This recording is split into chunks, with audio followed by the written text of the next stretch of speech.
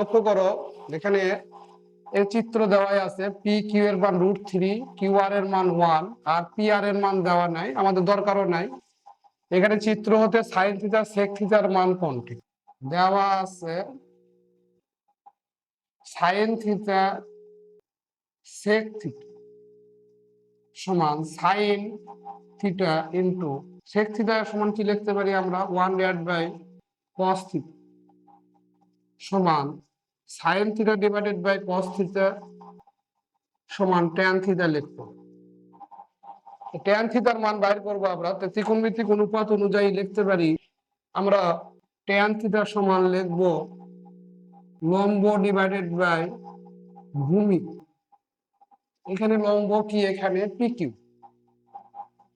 P Q divided by ভূমি হচ্ছে Q R. P Q এর মান √3, কিউ এর মান 1 সমান √3। উত্তরের দিকে তাকাবো, কোনটার মধ্যে √3 আছে, এখানে ঘয়ে আছে, তাহলে আমাদের ঘ নাম্বারটাই আমাদের। এই পর্যন্ত তোমার। ধন্যবাদ।